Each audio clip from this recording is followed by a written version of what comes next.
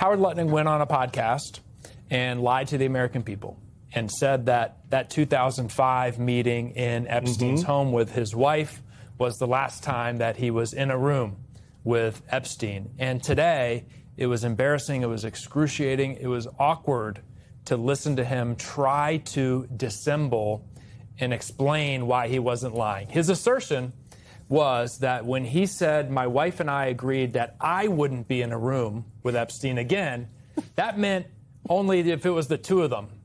So if there are other people in the room, that doesn't count. Including his daughter. He was so disgusted, and I asked him this question, he was so disgusted and said Epstein was so gross. He, Howard Lutnick, as a man, is what Howard Lutnick kept saying, didn't want to be in a room with him, but he was willing to take his wife and his daughter and others to Epstein's island. And the nanny. It doesn't make sense. Nannies, it just doesn't. Nannies, yes, the nannies were there. Yeah, it doesn't make sense. It just does not add up. He flat out lied because he didn't want to reveal to the American people the long relationship he had with Epstein. And now, and this is par for the course for the Trump administration, when they get caught lying, what do? Right. They double down on their lies, and that's what he did today. Will you push for another appearance from Lutnick? We're going to continue to push, absolutely. And look, we had a videotaped deposition with the former president of the United States, Bill Clinton, and the former Secretary of State, Hillary Clinton. Everyone in the world can go watch those videos and judge for themselves as to whether you believe their responses to the question.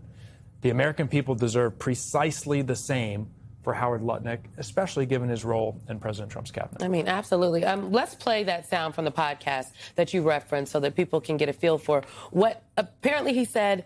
I think he brought this up on his own on the podcast, which was also a point of question. Take a listen.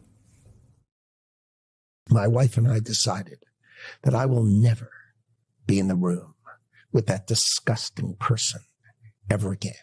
Really? So I was never in the, or if even philanthropy. If that guy was there, I wasn't going because he's gross. I did have lunch with him as I was on a boat going across on a family vacation.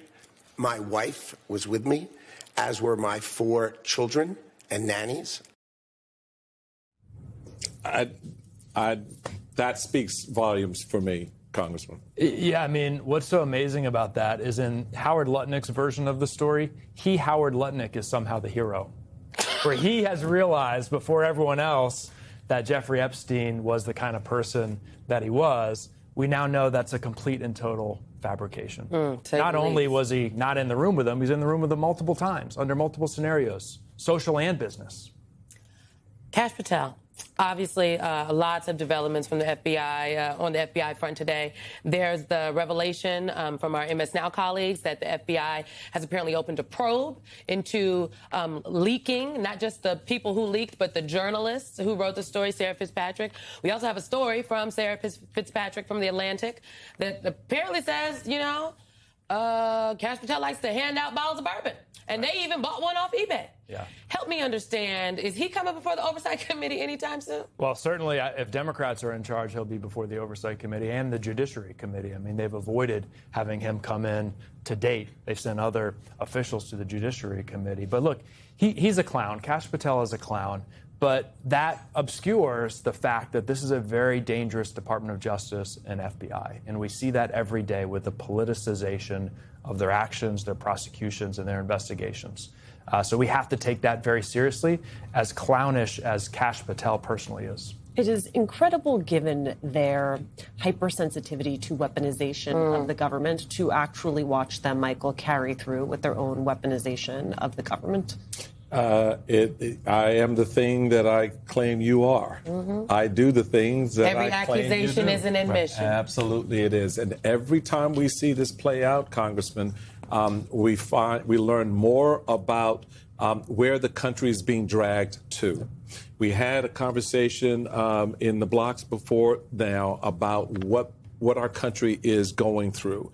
The weaponization of our judicial system, the impact on the personal economies of families. The fact that you, sir, and you have been very diligent in this moment to bring the clarity so people see and understand exactly what's going for, calling for the investigation, pulling back the partisan blinders, which is critically important here. I mean, it's not just a matter of a Democrat getting up in front of a bank of microphones and saying X, Y, and Z. It is bringing clarity to the moment so that even in the face of what you're saying in their hearing, people realize, yeah, okay, he right. He right. Continue to do that. I don't have a question for you. I just want to make the point, continue to do that because it is important, whether we're talking about the Epstein files, we're talking about the war, it is important that we understand where the American people fit in all of this because there are a lot of folks on my side of the aisle that have discarded them. Yeah. And they need to understand who did it and why they're doing it.